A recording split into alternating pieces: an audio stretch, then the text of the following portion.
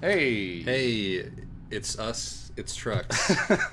It's a truckload of shit. You guys don't know why that's funny. Okay. And we're going a place. We're going... Guess where we're going? And we have to commit. We're going to... I don't even know how to say that! We're going to Vaxjo. I believe it's in Norway. We just got the new DLC. Yeah. It seems very beautiful. Am I able to turn my engine on? Yes! All right. Why is it so dark? I think there's a new lighting engine, which is making everything hard to see. But I'll just guess what we're talking about today. Guess what we're talking about today. This is This is a new thing that we're experiencing here with Josh. Josh is in charge today, and it's making him overexcited. I'm in charge today? Yeah, absolutely. When am I not in charge of trucks? I mean, you're the driver, but I'm the winner. Oh. And things are going to change. Does it not seem a bit dark to you? Yeah. I can barely see the dashboard. It's kind of depressing. I guess I just need to turn on the lights. Everyone else's lights is on. Yeah, no, it's the evening times, which is Okay. why everything is so dark. Anyway, we said last... Oh, fuck. Did you just get T-boned? I T-boned right out of the gate? I T-boned him. Oh. God. I'm sorry. Worst episode of Trucks since the last one. All right. What are we talking about today, John? You remember last time when we said if one of you... God damn it, I just want to get in my lane. Just let me in my lane.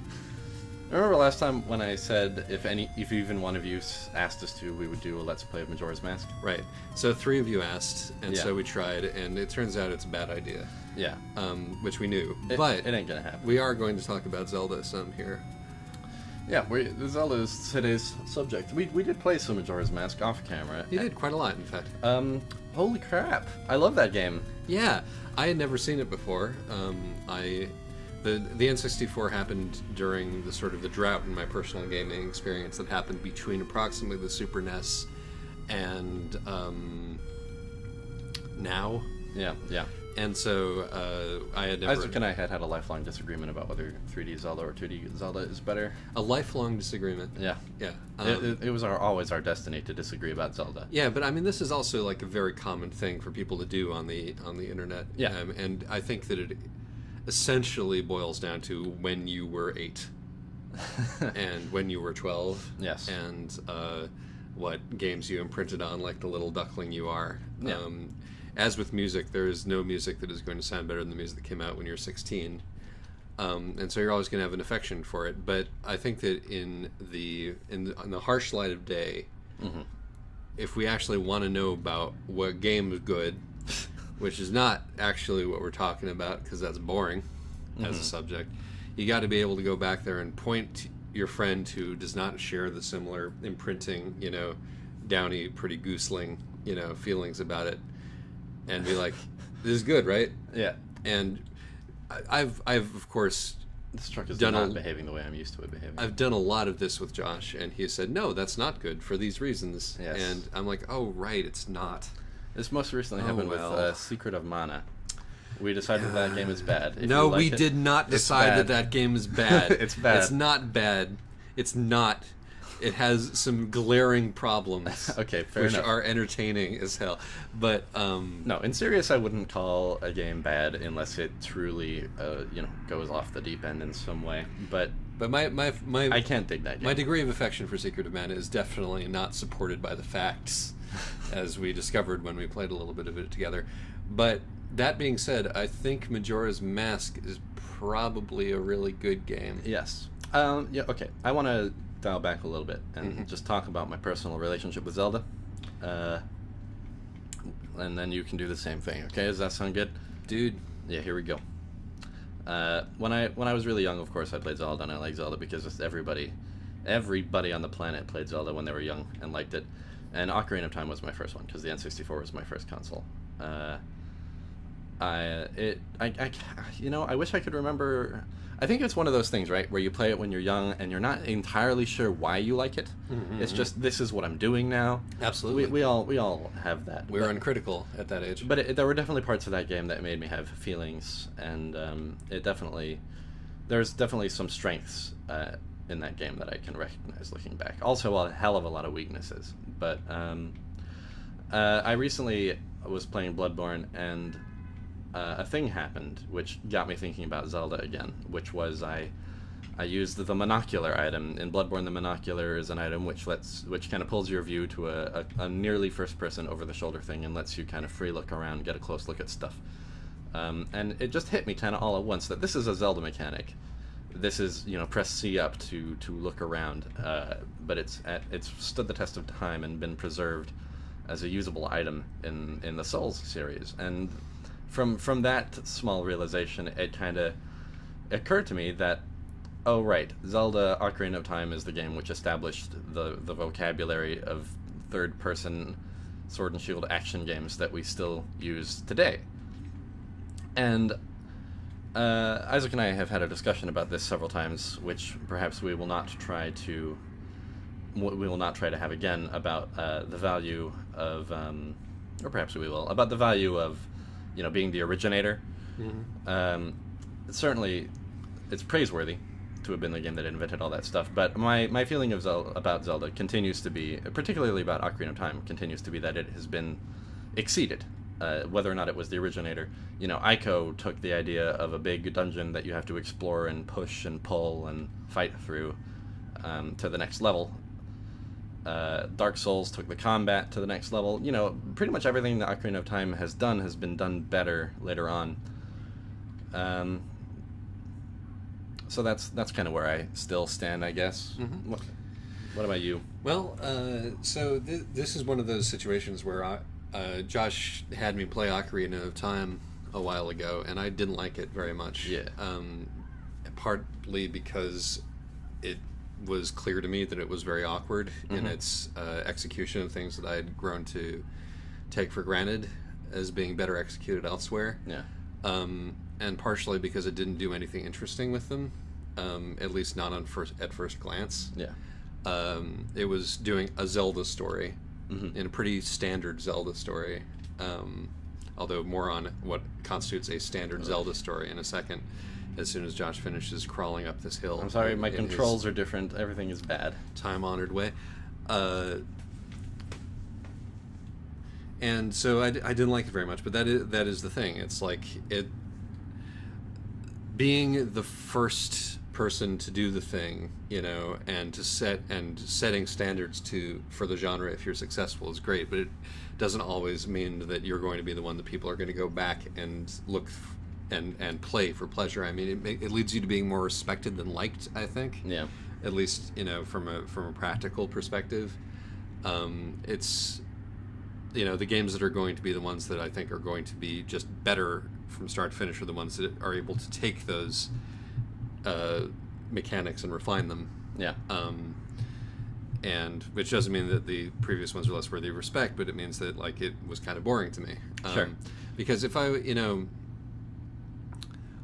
want a game where all of these tropes are present, but playing it feels good, then I would choose Link to the Past over Ocarina of Time, because it is essentially the same game. Yeah. It's the same sort of story. It's the same thematic ideas. But it had the benefit of coming at the end of its generation rather than the beginning. Link to the Past did not come at the end of its generation. Oh, no. Link to the Past, however, did. If you think of 2D Zelda as a generation, that is what I mean. Yeah, it did. It was an early 16-bit game, but it was it's still for the time in the 16-bit arc when it came out, it's unmatched, I think. Yeah. And I guess Link's Awakening came after, right? Yeah. Yeah. But it certainly there was certainly plenty of time to have come to a conclusion about what that 2D Zelda game was, right. And to make everything feel very tactile, and to make everything make a lot of visual sense, and to make and to really hit that mark between exploration of the world and hand-holding. Yeah. Sort of the midpoint between being lost, which is what the first Zelda game gave you. Yeah. Which has I think, as we've discussed elsewhere, has its own charm. Yeah. And being sort of guided. And its own descendants, mostly outside of Zelda, strangely enough. Mm-hmm. And being guided, which is what the more latter day the latter day Zelda games do. And so I am going to suggest, Yes. while I look at this beautiful sunset in the rear view. I really feel like they've amped up the lighting engine in this game. Yeah, no, this is something else. We're not even in the new stuff yet. What's going on here? But yeah, everything has been tinged with the rosy fingertips of perhaps slightly overdetermined beautiful sunset light. Anyway, so I personally never really cared for the 3D Zelda games to the extent that I played them. They felt awkward and weird to me. I was, of course, used to the logic of 2D Zelda, and I was also, and I think this is the significant thing as far as this conversation goes, used to the idea that the story was not the point. Yeah. The story is absolutely not the point in the early Zelda games. It's all vibe. Yeah. Let me talk about the difficulty that gives me. Because I'm very sympathetic to the complaint that the latter Zeldas became too story driven and thus too guided, right? I mean, I basically agree with that, but I do think it gives them something that the early Zeldas lacked. And while I recognize that the early Zelda games definitely work as pieces, like, I can't get into them. I mean, let's take the first one as an example, because even that feeling of getting lost, I think, just like the storytelling has been exceeded in 3D Zelda, I feel like that has been exceeded in other more modern games. And what the first Zelda feels to me nowadays is mostly a lengthy procession of interchangeable combat arenas, with some exploration as connective tissue, right? And that, like, to me, that creates a feeling which is barely more interesting than, like, an arcade game like Smash TV or something, with a little bit in between, which I feel like is not what people say about the old Zeldas pretty much ever, which makes me feel kind of like a weirdo. But I don't think there's anything inaccurate about what you just said, though. Yeah. I mean, I think that the connective tissue is what makes all the difference. Yeah. But I think that game, a lot of these early games really rely on game feel to be their driving engine. And so the idea with the original Zelda is that the combat itself is pleasurable enough that it allows it to become sort of the medium in which the exploration takes place. Yeah. And like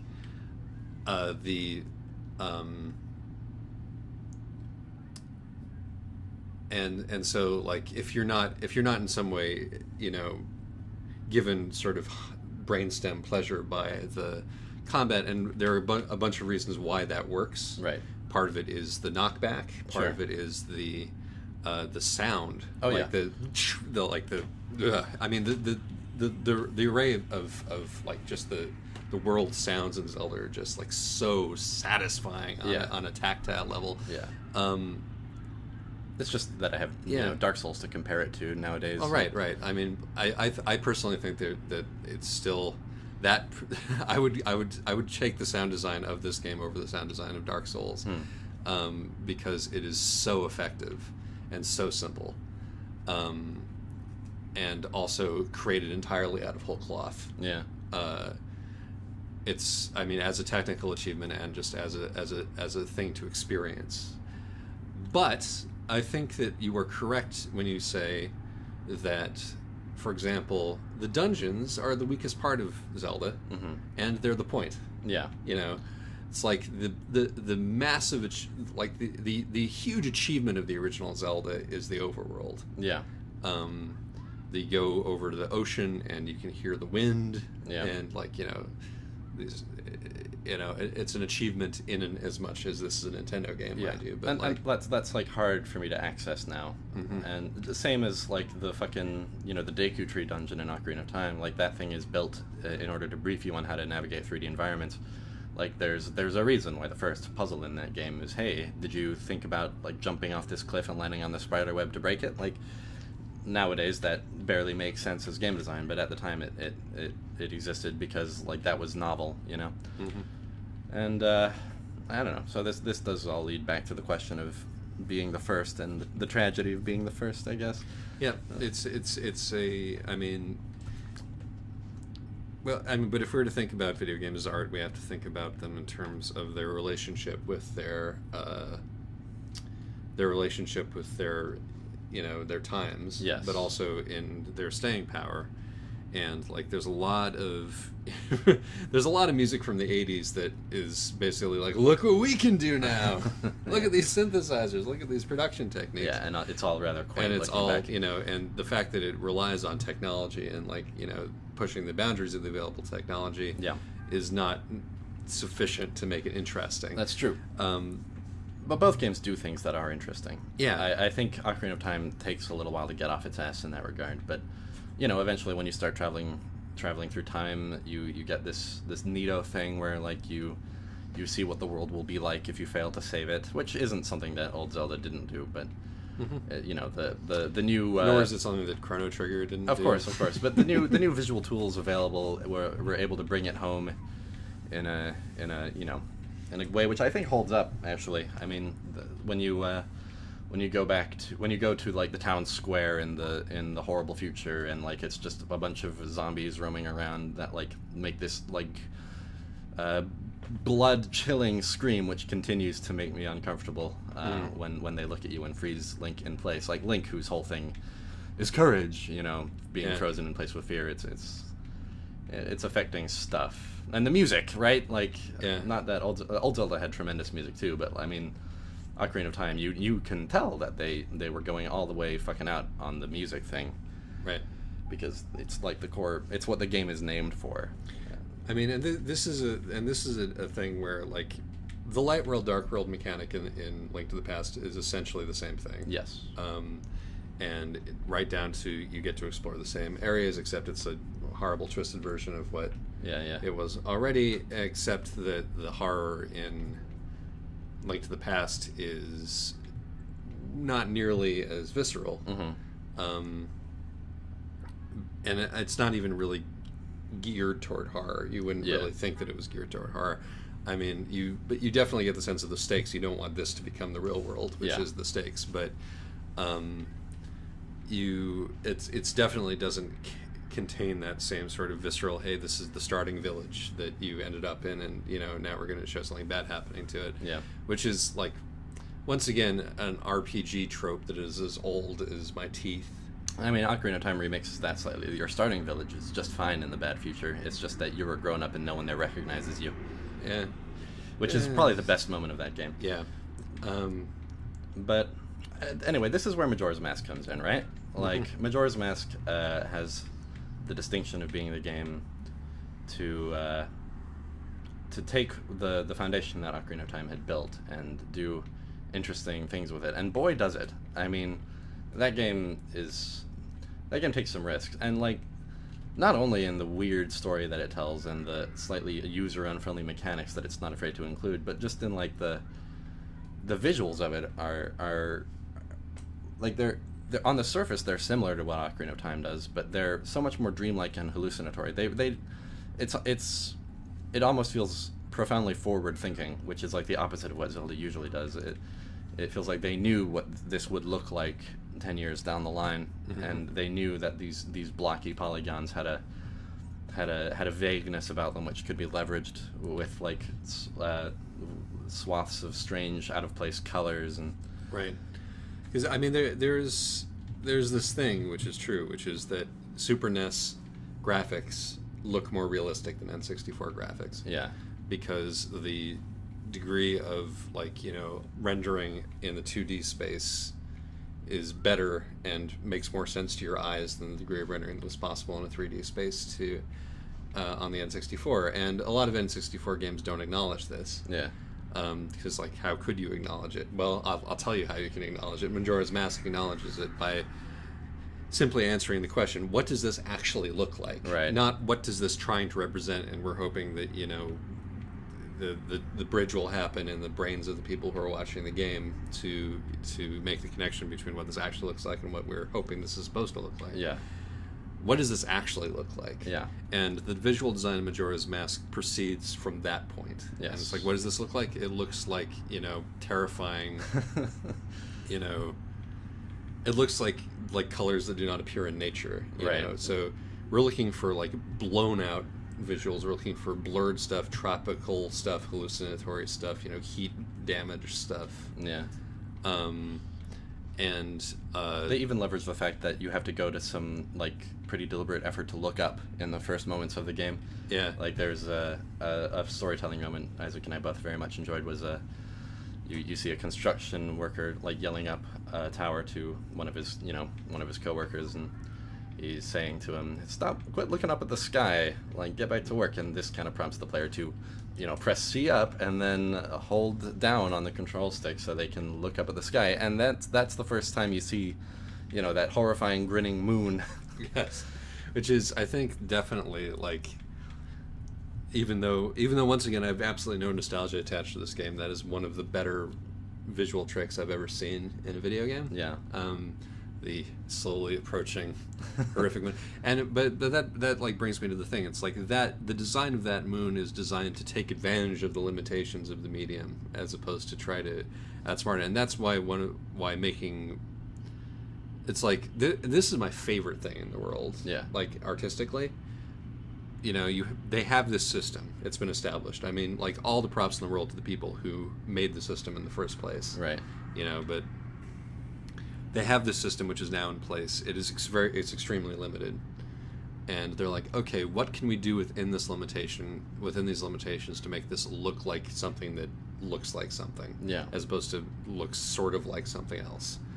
And they're like, okay, so we need big, visible features. Yeah. We need big shapes. Yeah, yeah. We need like simple geometric shapes, and like, okay, that sounds like African masks.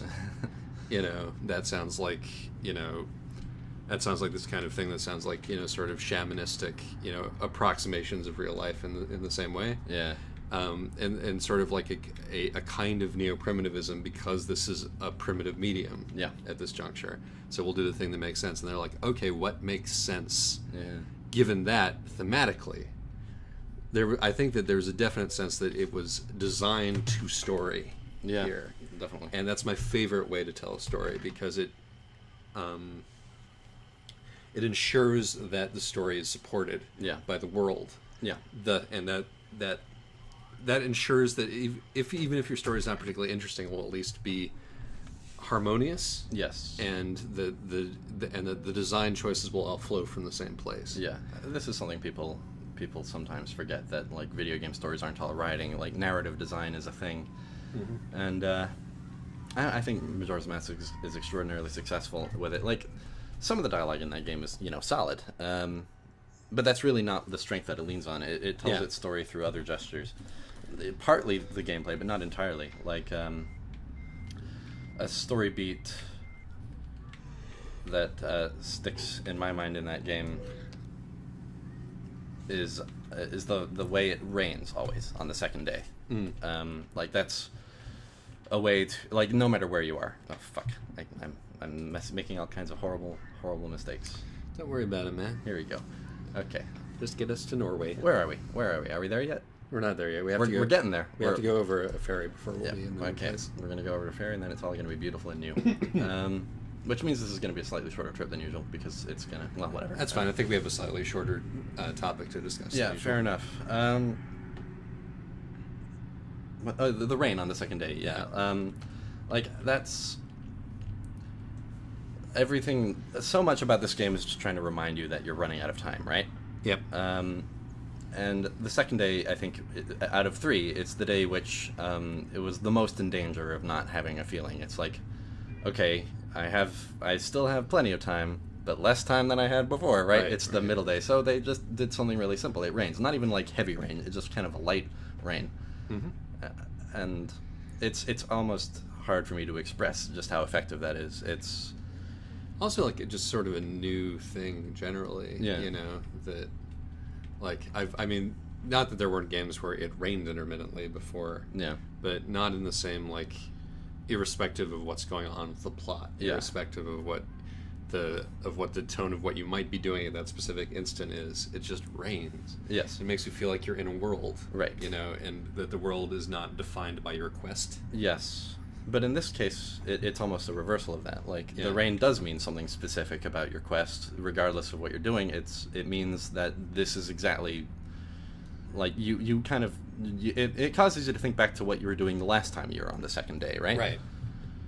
Because it's a specific rain. It's not just it happens to be raining. It's this rain again. But it also is. It just happened to be raining on the second day. Yeah, right. But it takes on. I mean, it takes on so much more meaning because of your own experiences with it. The meaning you are made to create the meaning yourself, which is just a really neat trick. Yeah, definitely. So, while we're talking about the game's themes, here's something I wanted to discuss this episode, which is Link a character? This is a discussion people have sometimes. Like, people say that Link is the example of the empty cipher video game hero, right? This is something that I don't entirely agree with, especially in the case of Majora's Mask. Yeah, like during the most themey bits of the Zelda mythos, which I'm going to say are basically Link's Awakening through Majora's Mask. In that article that we will put a link to in the description. Yeah, it's a good article. But on the sort of the minor recap, and also Wind Waker, actually, we should put Wind Waker in there as well. Most of the mid-period Zelda games are on some degree about nostalgia, and about both about themselves, because they had to. They are nostalgic for themselves in a big way. Yeah, they have to. You have to sort of. I think that if you're doing a franchise like this, which is story based, and which also, I mean, Zelda has a more emotional resonance for people than like a Mario game does, or what have you, because I think of the adventure and struggle element of it. But that's actually another topic that we could discuss, why Zelda in particular brings these feelings out in ways that other long-standing franchises don't necessarily. Here's a side question. Is Zelda the origin point of this JRPG cliche of the boy leaving his hometown, or did something else come before that? I mean, I know that's an old story, but in video games in particular. I mean, I'm not really qualified to say that. But I think feels like even if it isn't the first, it is a big reason why it's such that's the story that gets told over and over and over again. Yeah. I mean, but it's also just sort of like a Western fantasy thing. Yeah. I mean, I think that if I had to guess, I think that this trope entered Japanese game design via Final Fantasy, which was based really heavily on D&D. Yeah. I can't remember whether the first Zelda or Final Fantasy came out first. Do you happen to know this offhand? I think the first Zelda came out before Final Fantasy did. Interesting. Well, anyway, let's not linger on this too much. The sort of the design, the character design and stuff in Legend of Zelda is also heavily D&D based. You know, you got an elf, in a tunic. Yeah. I mean, famously, Zelda is based on Miyamoto's. Miyamoto had these cute little inspirations for his games, and for Zelda, it was exploring the caves around his backyard. Yeah. He must have had a big fucking backyard. It's like, I mean, the thing where it's a child. Yeah. I mean, it's like, hello, Japan, what are you going to bring to the table? Oh, it's a child. Okay. Yeah. Everybody's 13. I mean, is I think perhaps the thing that Zelda was innovating. But then again, Link's age is not really defined in the first Zelda game. And in the second Zelda game, he certainly appears to be a grown-up. Yeah. So second Zelda game is an outlier in a way, but second Zelda game is, by the way, my favorite Zelda game. Interesting. Or at least of the ones that I have played a lot of. But we can get into that or not. Back to these themes of childhood. I mean, by the time you're in Ocarina of Time and Wind Waker, between those two games, like, it's seizing on that very, very hard, right? Like, Majora's Mask begins with Link in the infinite lost woods looking for the fairy. That was his annoying companion in the first game. But to Link the character, this Navi character doesn't. I think we must. I've never seen this nuclear plant before. Is it new? Well, we're definitely getting to that point. Well, anyway, to Link, Navi doesn't represent the annoying companion. He represents to the player, right? Or she represents to the player. Yeah. Navi represents the fairy that made him an adult, that represented a rite of passage. Yeah. To his culture that he grew up with as a kid, a culture that he had to leave. And it means an infinite amount to Link that he begins Majora's Mask looking for the fairy which represented that to him at one time, right? And you never find her throughout the entire game. And this, I think, is the way Majora's Mask works. it interrogates this Link character who had to become an adult and become a hero, and now is a kid again, but not really. Like, he can never really be a kid again. He can't return to the place he was as a kid, and so instead he goes to this completely new place, and a place where everybody is in a state of arrested development in a way, because they're trapped in a time loop. Yeah. All right, we're all good. What's up? You thought I was going to crash? Yes, I really did. Trucks are heavy; they can stop. But yes, I don't think you were done with that thought. Go ahead. Yeah, and like you see, it's very present in Majora's Mask everywhere. Like, even this is the game that introduced Tingle, right? And the first thing he says to you is like, he's this chubby little midget. He's honestly a little bit uncomfortable. And he says, "Alas, even though I'm 35, I still have no fairy." And like, this is like a cruel parody of what Link is, right? Right. And then you go and free like this super hot fairy, like hot as far as polygons can render. Yeah. And it's like she like has uncomfortably sexy fairy. Yeah, and she has like this definitely different than the previous iterations of fairies in this universe. Yeah, and like she has this shrieking laugh, and like all of her little fairies that you have to rescue and bring back to her have these weird pouty lips, and it's just like, Jesus Christ, what are you guys doing? Made of soft serve, but that's beside the point. Right. But yeah, no. So it's definitely like, you know, I think that, you know, if we look at I mean,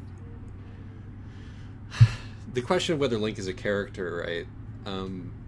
It varies from game to game. It varies from game to game, in the same way that, like, you know, who a comic book character is. Yeah. You know, who has had like 100 authors and 100 different versions. Changes a lot. Like, he's certainly a complete cipher in Legend of Zelda, but that's because it's not a game about storytelling. Yeah. And really, that continues to hold true, even, you know, when in Link to the Past you get some, here's a dead uncle, you know, there's your characterization. Yeah, you yeah. know, but that's still nothing. In Wind Waker, right? It's like you're sad to leave your grandma behind, right? Yeah, but like the thing that we actually get from those games that care to establish a theme is that Link is a person who is very conflicted about growing up. Which one? I guess this one. Yeah, Link is conflicted about growing up. And are you sure that was it? Well, it'll take us to Scandinavia at the very least. Okay. Sardine. The achievement for discovering Scandinavia is called Sardine. Cool. Or maybe that's for taking the ferry. I don't know. That seems like taking the ferry. Look at the map. Here we are in Scandinavia.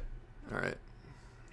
Yeah, but the thing is, this got really twisted in Zelda after a while, right? It got so backward looking, and I think Wind Waker was the last one to do this pretty well. Maybe not as successfully as Majora's Mask, but in Wind Waker, the whole thing is that like this has been discussed already by a lot of people, so I don't need to go into too much detail. But I'll try and leave a link in the description to a really good article about this. But if I can find it. Mm-hmm. But that game is all about letting Hyrule be a thing of the past, right?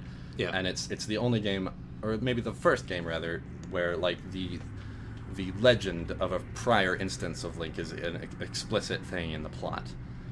And I think that game used that to pretty good effect. It carried the backwards looking aspect of Zelda forward in a way which was a little bit more meta, but still found some worthwhile things to say about it. Mm-hmm. But then like it got all mythological, right? Like because they did that, they had to nail down like concrete timeline of like which Zelda came first, how are they all related to one another. There's multiple different timelines. One that split off from the future instance, the future place, the future version of Ocarina of Time, and one that split off from the past version. Yeah, it's the Dark World is actually the future of Ocarina of Time's Dark World, which is like which is essentially the thing that happens to comic books. Yeah, and it is the thing that kills franchises dead. Yes, as we were saying with Age of Ultron.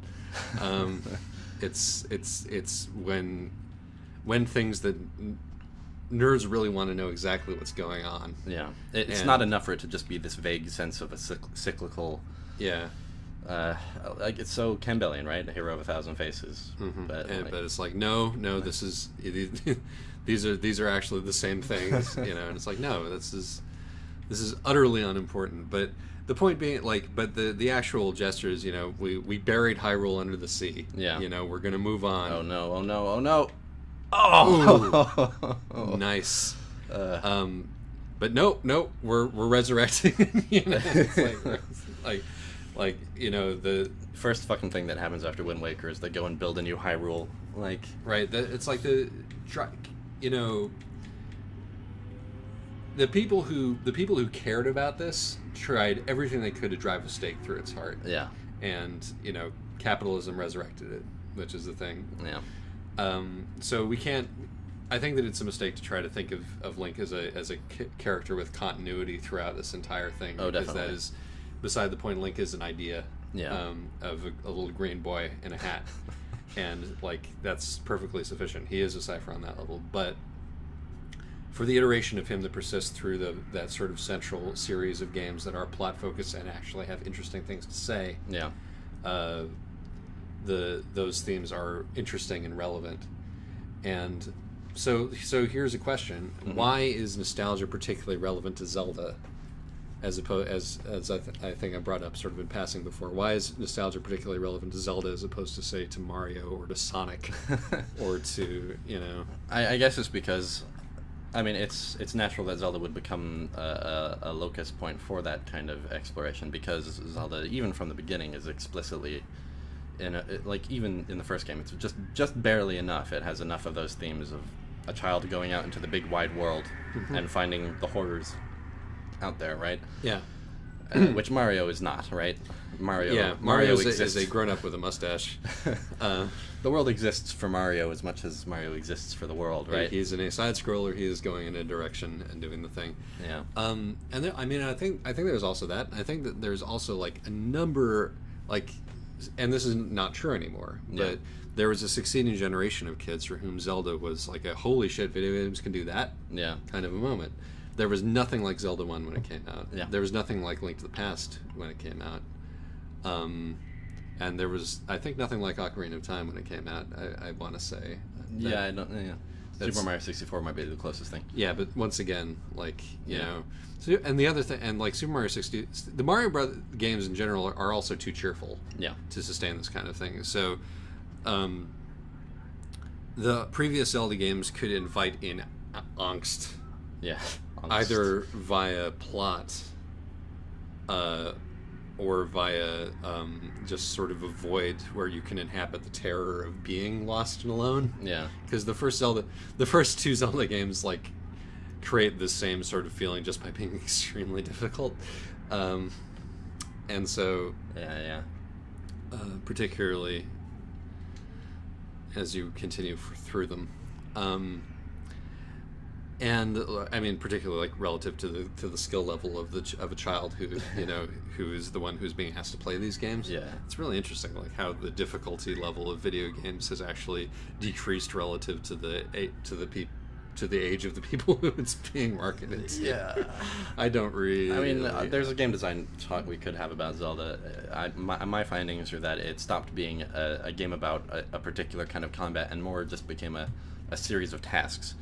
You know, a series of vaguely connected tasks, narratively connected, really. And I prefer that, personally. I find that a little more interesting. Not all of the tasks are great, but most of them at least feel pretty good. Hopping along the water as a Deku Scrub feels good. Even, like, shooting a fucking arrow at the thing feels okay. It's, like, hard in a way it shouldn't be hard, but it's still a miniature little challenge, right? Yeah. And this feels like the connected threads of an adventure. The element of getting new stuff to unlock new places has been a part of the thing from day one. Right. It's just that it didn't feel like the be-all and end-all quite as much back in the day. Yeah. But, you know, for me, like, it feels more like an adventure if I'm not just doing one thing the whole time. That's true. And, well, like, I think that it's one of those things where it's like the dungeons in... This is not true of the dungeons in the first game, but or in the second game. But the dungeons in Link to the Past, like, are actually distinctive enough that each one absolutely brings in a new kind of problem, and a new kind of exploration that's necessary to solve it. And it is not just, hey, use your new item in this instance. It's they're actually for the most part, there are like entirely new mechanics to work out for every dungeon, right? Which is one of the reasons why it's such a classic. Yeah. But that is again one of those things that you're going to have to get at least as far as the second dungeon into it before you can begin to enjoy that. I think that's something they've generally been pretty good at sustaining. Maybe, I think probably Twilight Princess was the combo breaker there, as it was in so many other regards. But this is a we talk about how different the different kinds of Zeldas are, but I think this is actually something it's been good at for a long time. Longer than maybe we had initially suspected, or maybe longer than I had initially suspected. But I'm willing to praise it on that. Yeah. It's like, so here's as we're getting near the end of this one. Mm-hmm. Like, here's a last question. Do we need another good Zelda game? Is there anything about this franchise beyond the sort of the gifts that it has given to us in terms of like how we think of the potential of video games and the visual language of both 2D and 3D gaming? But hasn't it pretty much, in terms of like to the extent that it has a thematic element, hasn't it said everything that it needs to say? Yes, I think it has, which I think is why, other games have remixed those thematic elements in interesting ways that Zelda kind of can't. Ico, I brought up earlier. Dark Souls does it in another way. Dark Souls is the gritty adult Zelda that they will never make, but why should they? Dark Souls exists. Yeah, exactly. But so what I'm thinking is that if they are going to make another Zelda and it's going to be good, they're going to have to radically reinvent it in some way. I mean, something we say a lot, which I think holds true in this conversation, is that it's time for a Zelda game starring Zelda, right? Yeah. It's time to see the slightly less male aspect of all this. I fucking believe that hasn't happened yet. Yeah, it is. I'm genuinely just completely confused. Yeah. By the fact that hasn't happened yet. Totally. There's so much you could do with it. I mean, that would really open Zelda up again in a way that I think would be super, super fruitful. Yeah. And it's hard to imagine any other way to do that, right? Mm-hmm. Like, they're doing all this stupid timeline shit. Skyward Sword, the latest one, was meant to be the origin story of all of Zelda. It's why Zelda became the Amazing Princess, and why Link became the big hero, and it takes place before the original Legend of Zelda. And just why? This is developing nothing. This is going up your own ass. I mean, and that's fine. It's like the world is full of franchises which only exist because they're because of basically the fact that nostalgia will keep people forking out for them. Yeah. Like the entire universe is becoming more and more and more sequel and remake based because they're people have figured out that it's a guaranteed payday, regardless of what is actually in the game or the movie, and so, I mean, but diminishing returns are going to set in, and these were not well liked, these last couple of movies. Yeah. Holy mackerel, what is going on with your frame rate? It's the new lighting engine, I suspect, and maybe the geometry here is a little more detailed. We're going to have to turn our graphic settings down. Sorry about that, y'all. But regardless, there's the sensitive thing, or the humane thing at this point would be to put a bullet in it and do something. Yeah. And try to and create the foundations of the feelings of the next generation of kids, and not assume that they're going to be into the same things that we were into. Like, what exactly is it about a dork in a green hat that is particularly appealing? And I mean, nowadays kids only care about block men building things with blocks. Right. Not to say that triangles are not a very important part of the fact that you were able to doodle the Triforce in your notebook with such ease was definitely that's an important thing. Just like the sound that it made when you in the original Zelda when you hit something with your sword. But put a bullet in it at this point. Yeah. God bless him. Harry Shearer tried to kill the Simpsons just now, and I wish he'd succeeded. We need to be more ready to kill things in this culture. Yeah, kill them darlings, and make just to make it's like what happened with newspaper comics. Yeah. All of these zombie properties that are still shuffling along, taking up real estate. But I think, as in the case with newspaper comics, console-based gaming will probably not be quite as relevant an idea going forward, and so perhaps it will be another shift in the zeitgeist that will usher the next beloved franchise onto the stage. Yeah, it could be. I just want to spend the last few minutes here praising Majora's Mask. God, it's good. The most we got through about the first dungeon and a little ways after before we recorded this tracks, so we haven't seen everything. But I think the best We've both seen the ending though. yeah. That, I mean, it's incredibly anime, but it's anime in the good way. Yeah, you definitely. Know? It's like this is what anime is good at. It doesn't need to make sense in a particular way, but it I think the best thing we played through in the game is after the first dungeon, which you play through as the Deku Scrub. It was a pretty good dungeon. I generally liked it. Yeah, I mean, I found it a little bit. It was a little dry, but yeah, it was fine. But after that, you end up in a race with a Deku butler, who you remind of his son, because you like all the masks you wear in that game are, based on fallen people who you were too late to save, I suppose. But and like it's this we ended up doing it on the night of the final day, right, because that's how long the first dungeon took us, right, which is I think the intention that these days when you see let's plays, like people generally will have gotten to this scene sooner than this because they have walkthroughs to consult and they already know about the song that slows down time and so on, but we stumbled through it and we ended up having to do this very difficult challenge, like racing this butler through this weird cave full of like crazy sights and sounds, like way more variety than you'd expect for a little minigame, with the apocalypse music playing, with the fucking world shaking periodically quite violently because the moon is getting way too close, and like we weren't sure if we were going to have enough time to even do it. It was just a beautiful immersion accident of like fantastic high stakes gameplay, and completely out of the blue. We're like, we did the thing, and now we just have to go here to get our prize for doing the thing. Great, and then it's like, oh my god, and then, oh my god, this is going on for so long. It's like, and then, oh my god, we're on fire. And the game's not afraid to be challenging in these moments, like for these optional things. And the prize for doing this was a pig mask that enhances our sense of smell. Like, I have an idea about how that might help us. Like, some side quest will have something that's hard to detect or something. It'll make something easier, right? Right.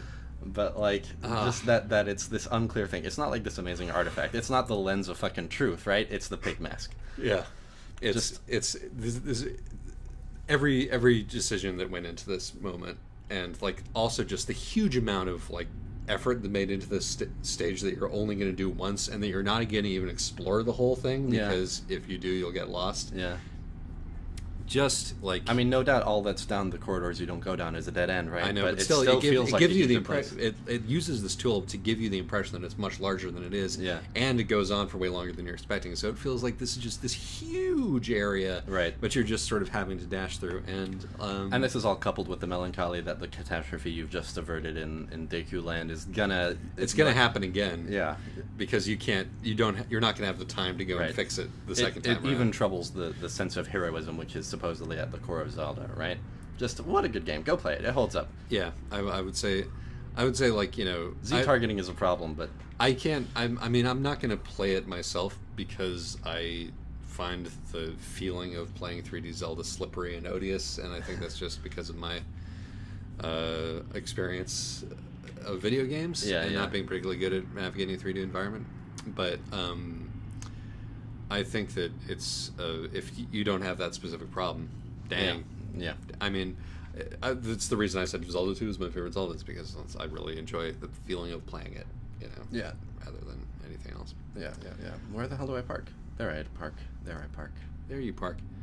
And it's dusk to dusk. A lovely, lovely dusk. Yeah. Well, we're going to have to figure out the strange new Scandinavian world in more detail going forward, definitely. It seems pretty so far. Sorry about the frame rate. I'll try and fix that. We were taking scrap metal, by the way. We never mentioned that. I'm not going to successfully park, but I think I'm just going to go ahead and skip it. Fold into a burrito. Oh my god, excellent, Josh. That's our first excellent in a really, really long time. Oh, how great. And we talked about one thing for 50 minutes. Oh wow, this wasn't much shorter than usual at all. Nope. Okay guys, thanks for watching. Like and comment, leave a comment, and leave us a comment. Please tell us how to pronounce the city that we just went to. I actually really want While you're at it, tell us how to pronounce Kokiri, Deku, Ocarina, Navi, I can tell you how to pronounce Navi. how? Nabi. Oh, God. Yeah. And whatever else. Anything else we mispronounced. Master Sword. It's... That's Master Sword? What else? Why? Just please turn it off. Bye.